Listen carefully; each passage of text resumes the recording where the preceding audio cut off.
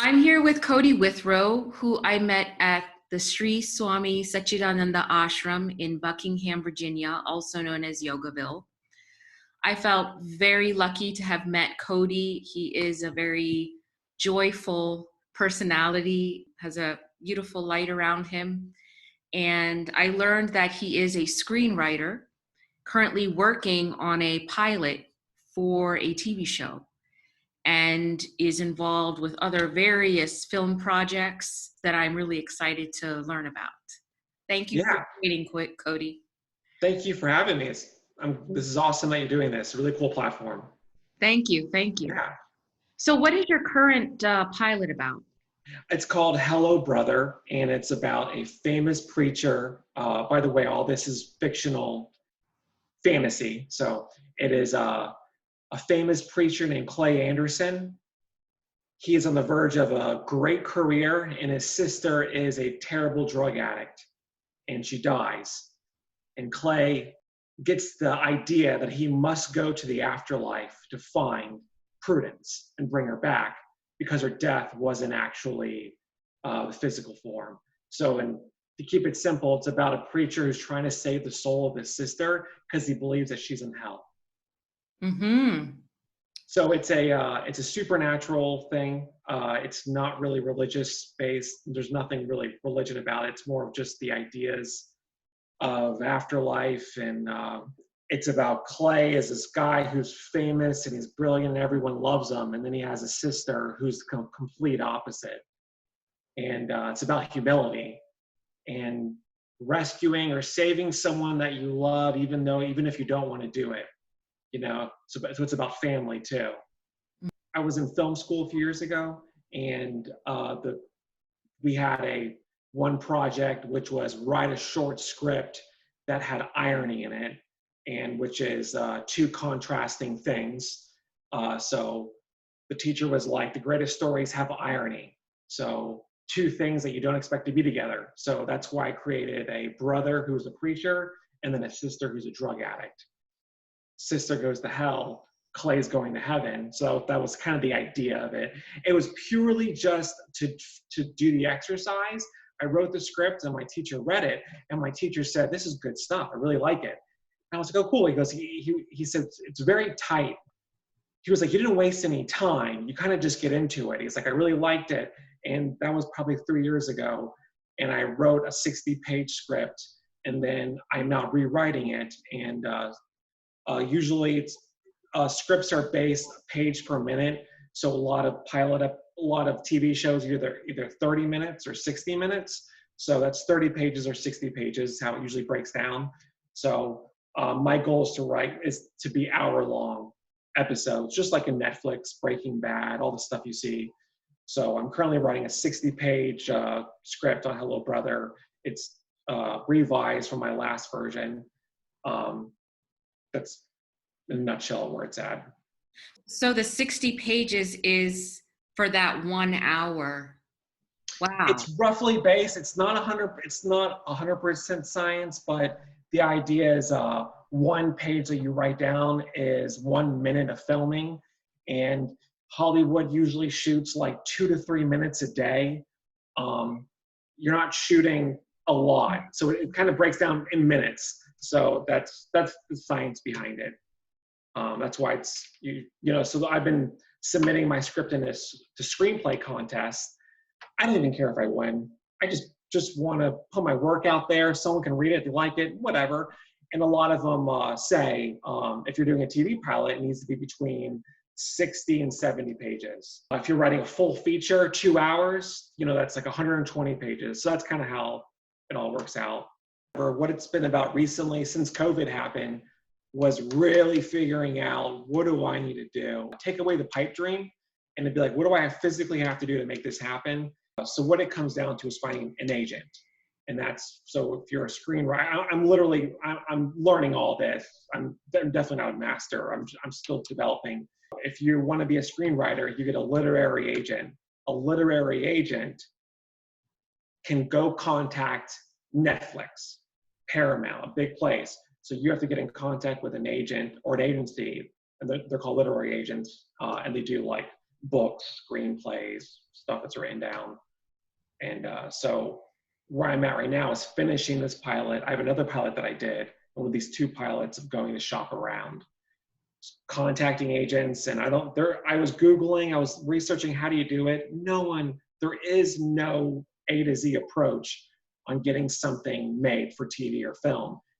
It's just you network and you find a producer or a showrunner of somebody who could contact the bigwigs at a Netflix or whatever. I mean, there's so many platforms now, which is really cool.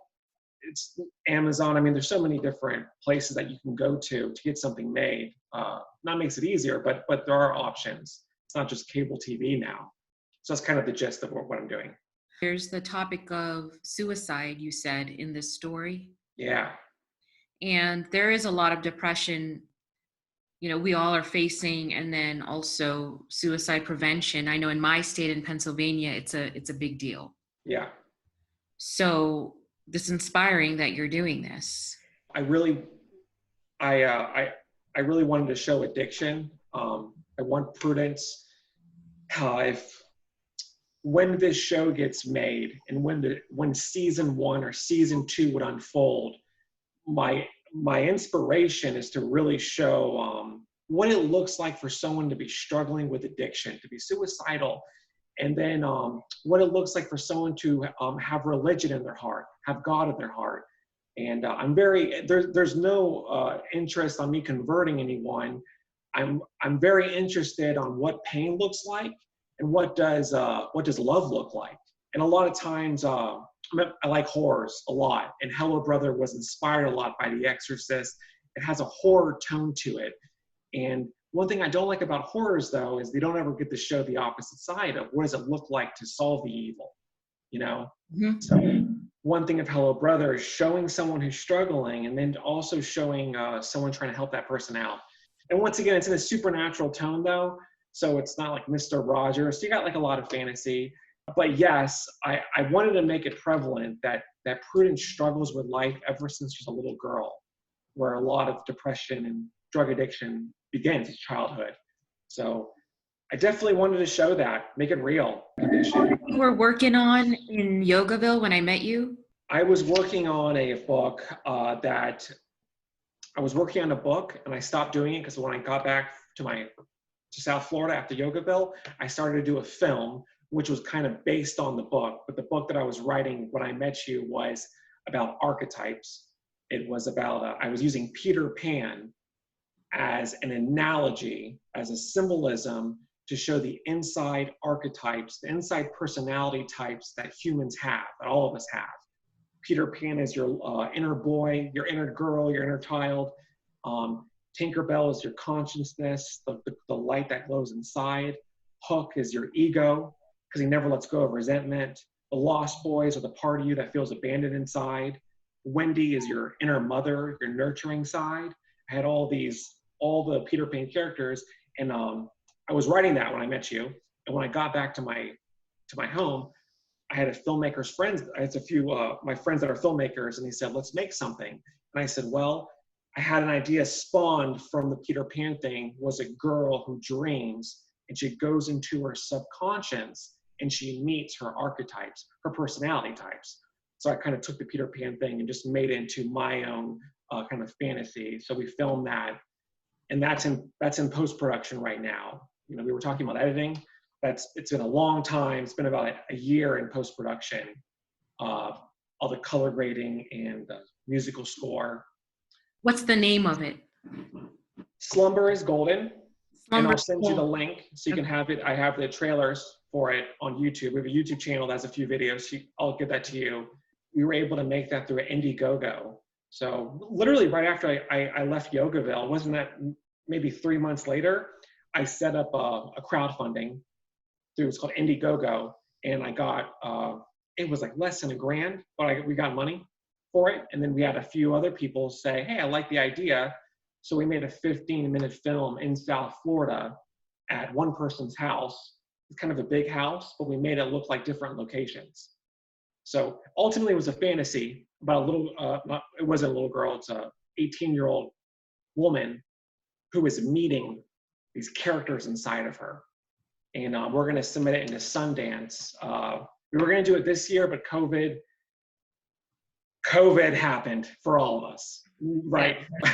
I called up my editor, the guy who I made it with, and I was like, we gotta send out, Slumber's Golden for 2020. And he was like, we can't meet up. No one can meet up. And I was like, yeah, you're right. He was like, we're gonna have to wait. So anyway, so 2021, and we're gonna submit Slumber's Golden into Sundance and do probably about 10 film festivals to get submitted, and the goal is to get chosen for an award. That's the goal. Get chosen for something, So in Slumber is Golden, this young woman is working with the archetypes. Yeah. I actually love working with archetypes. I do astrology work, and in that we deal with a lot of archetypes. Nice. And the various signs of the zodiac and the planets have mythological stories. Right. And Carl Jung worked a lot with archetypes. Yep. And Caroline Myss. Mm-hmm. And in Hinduism, in Hindu mythology, there's so many gods and goddesses which are like archetypes, and they have their various personality patterns and ways of manifesting and being. It's fascinating. If you break down all of philosophy, all of our understanding of whatever this life is about, it all breaks down to symbols. It all breaks down to his symbols and hieroglyphics on the wall, But it is interesting, the archetypes. Whoever's watching this and says, "What's archetypes?" It's literally just it's like characters, just like the fool, the trickster is an archetype that all of us have, of a part of us that is, I don't want to say that sabotages us, but there's a part of us that is a trickster inside of us that we don't fully understand. So it's like this symbolizing the different parts of our personality, embodying them into a character. And Carl Jung, I think, had 12 of them. I forgot, he had a set number, but there was the prostitute and the lost child or the inner boy. I don't really know all of them, but it's really interesting how you can spot those characters in all of philosophy in so many different ways. With Hello Brother, I've been submitting, screenplays into some contests, and they're like $50 to submit. It's cheap, anyone can do it, which is cool. Some of them will ask, give us a summary of season 1, and if for an amateur screenwriter, I'm like, wait a second, I have to map out season 1 of a show that I don't even know is ever going to see the light of day, and I've had to map out of what Hello Brother is about. And as we're talking about this, I was trying to figure out, what is hell going to be? If this show comes out and we see Clay go to the other side, what does that look like? And I realized that it was astral planes.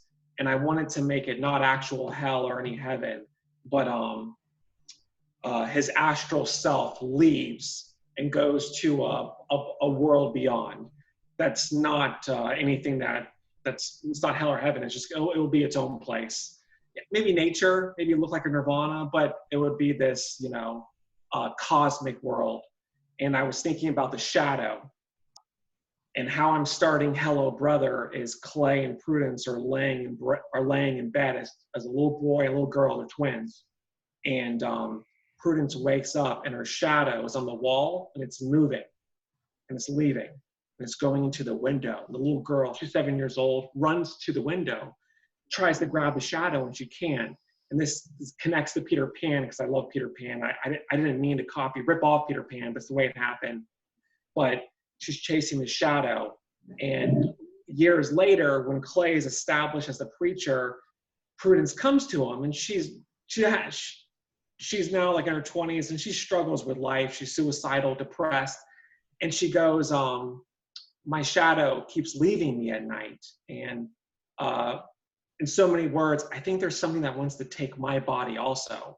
And so I wanted to throw out the whole possession of the demon coming in, of wanting to do something different. So the story that I'm running with is our shadow self, which is like the part of us I honestly, it could be anything. It could be the negative side, or it could be anything, but kind of connects with the archetype stuff. Well, there's a part of you that you're not in control of. And that was kind of like the point of it, is there's something that keeps leaving Prudence that's going to the other side. What you just said, there's something in you that you're not in control of. Oh, that hit home. Yeah, oh, good. I mean, that's Wow. cool. Yeah. What is the astral self? Yeah, astral plane. Have you heard that before? I've heard of it. Okay, Just so you can explain. John, our friend at Yogaville, he actually talked to me a lot about it. It's when you're able to go to bed or sleep and you're able to leave your body and you can see your body and you're able to go. I've looked into it. There is no like, oh, this is what the astral plane is, but it's an out-of-body experience where you can leave yourself. And maybe in your dream, when you're dreaming, you're able to start controlling your dream.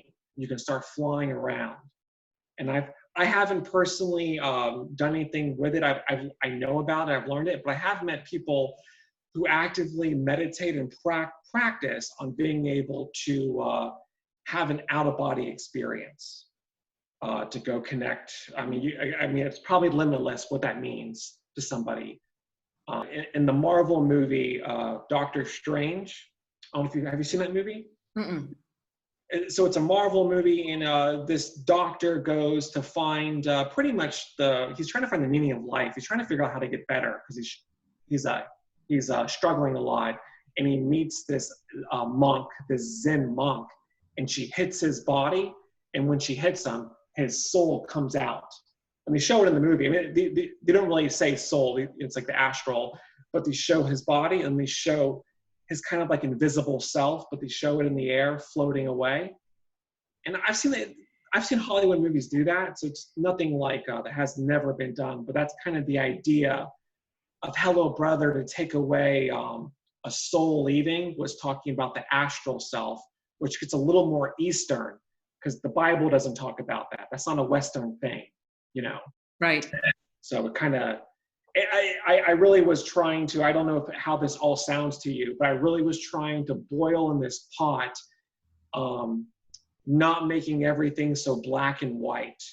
Because I know I wanted Clay and Prudence to leave this world, but I didn't want to make it with heaven and pearly gates. So astral projection, and I'm definitely not even an expert on it. There's probably so much more I can learn, but it is out of body experience that can occur. You know, I've done some intense breathing at yoga centers, hour-long breathing, just going into your diaphragm. And I've had moments of feeling heavenly elated. I had one where I saw this massive glowing light, radiating love. And I had this overwhelming feeling of being loved and this overwhelming feeling that I was enough. And it was absolutely incredible. It was one of the most incredible moments. And it was from breathing for an hour. And so that's kind of, it all kind of connects to the meditation, places that we're able to go. And who knows if they're real or not, but inside of us, something's happening, At the end, or whatever you want to call it, beginning, it's all about love. It is, yes. Do you see any connection between, what is the character's name in Hello Brother of the sister? Clay and Prudence. Clay. When she commits suicide, do you see any connection between that, or what happened around that, and her exploring the shadow side? Yeah, I'm really still I'm still processing it. I wish I could say that it's completely done. I'm realizing my style as a writer as I get really into this the Eastern stuff, or to get really into metaphysical, which makes the plot a lot deeper. So to answer your question, yes to that, and I am trying to figure out what that is, because I do not want to do demons. I don't want to do hell. I love The Exorcist. I love horror movies. I don't want to do that though. It's too played out. That's been a huge thing for me. That's really snagged the story of what is this outer force that is, and because I wanted to make it that Prudence is dragged by something quote unquote dark, and maybe not literally, but to answer your question, yes, it's definitely connected, and I want Prudence to live, and I want the show to go on with her. So there's probably going to be something of astral planes, of something that's may seem like reality, but then it would show that it's not. You know, so I would have Prudence come back, and maybe it wasn't as real as Clay thought it was. I definitely want to make the show trippy. I don't want to make anyone feel like, oh, I know what's going on. The goal is reality starts to just kind of unravel. So. And do Clay and Prudence have parents in this? They do. Abraham and Jacqueline. Abraham is a preacher who dies. Abraham, just because, I'll tell you, spoiler alert, who cares? Abraham is killed. And there is a bullet that kills Abraham, and no one knows why. And as the show would go on, a bullet is fired. And I call it the plane, this astral plane. I just call it the plane. A bullet is fired in the plane that goes through time that kills Abraham. So I want to make it this huge circle of connection with the Anderson family. And I want to make it that this family was definitely touched by the divine. And I was watching this Netflix show about people who deal with real haunted stuff. And a lot of them talked about as children, they would see something.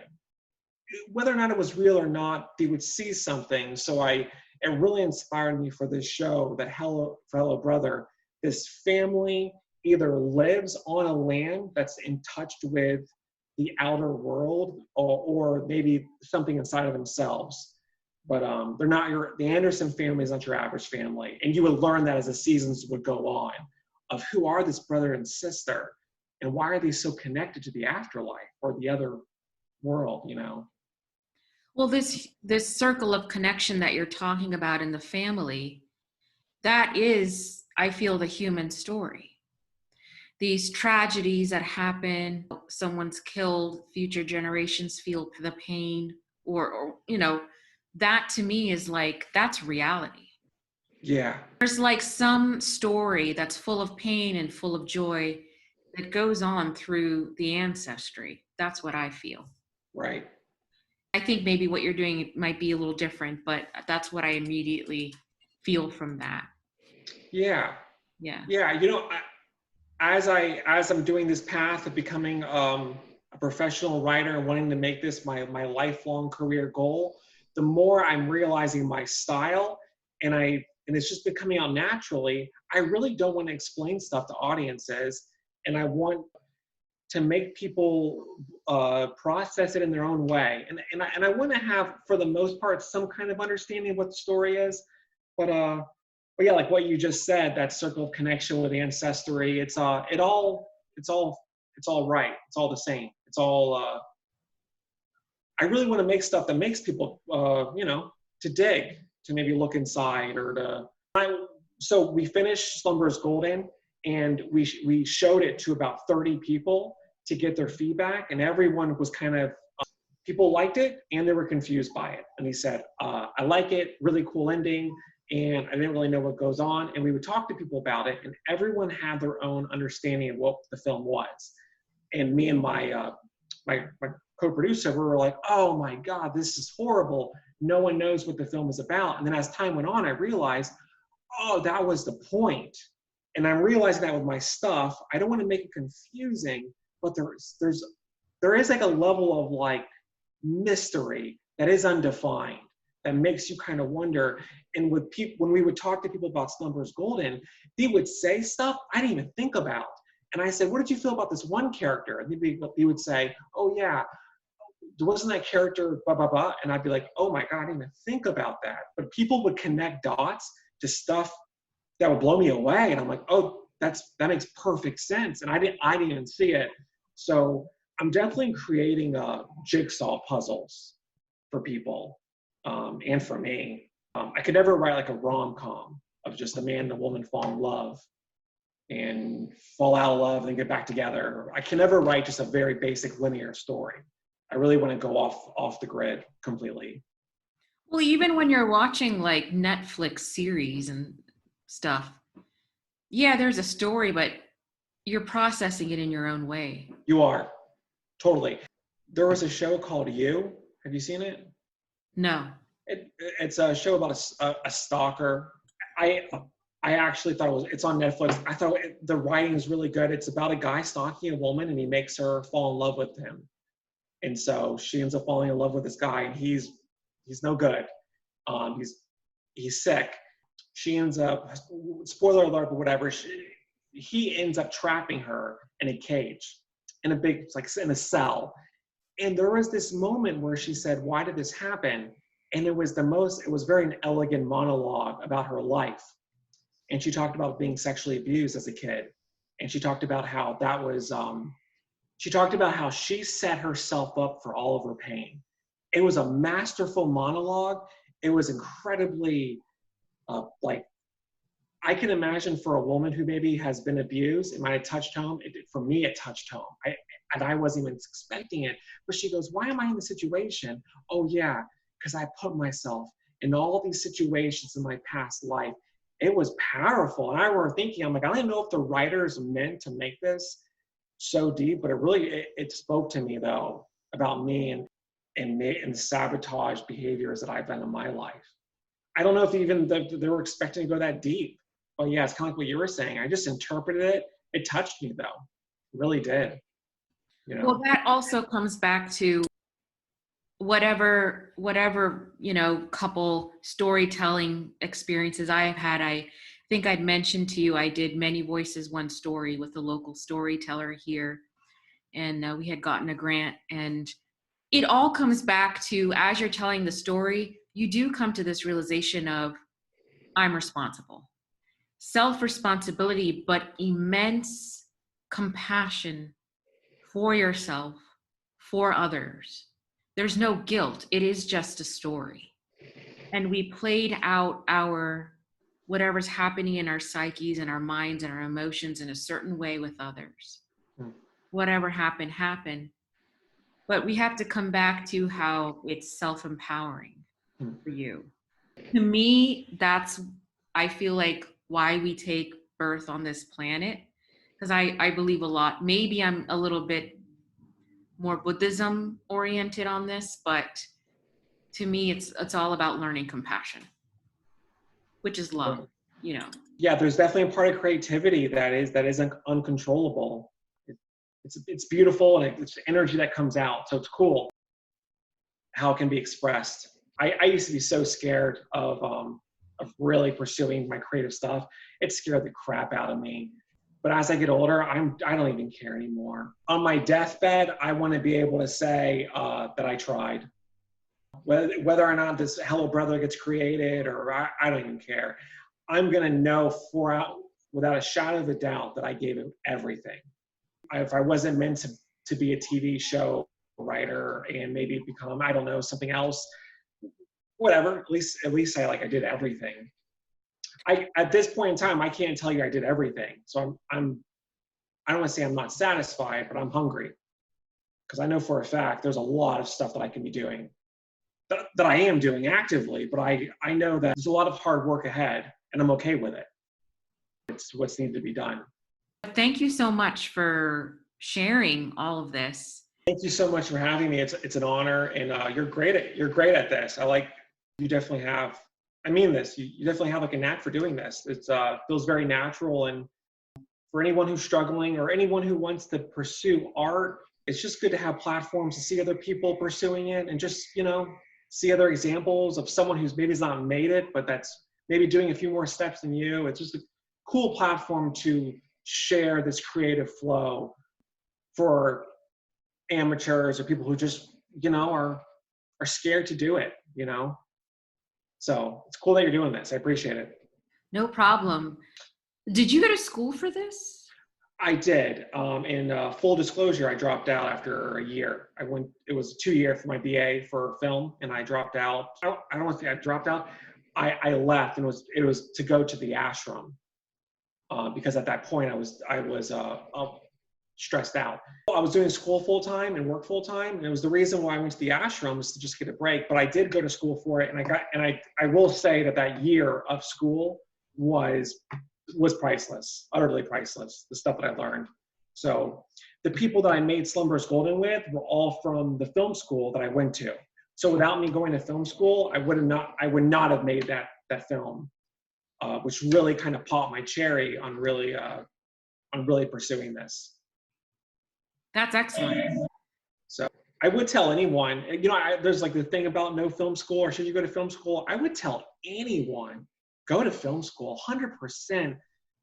With having a fellowship of people around, having mentors, and having the technology and equipment to go to, that's a thing that I've heard. You need to go to film school. If you're able to, I would tell anyone to go. At the very least, you've taken your course, you know what it's about, and you can get jump started.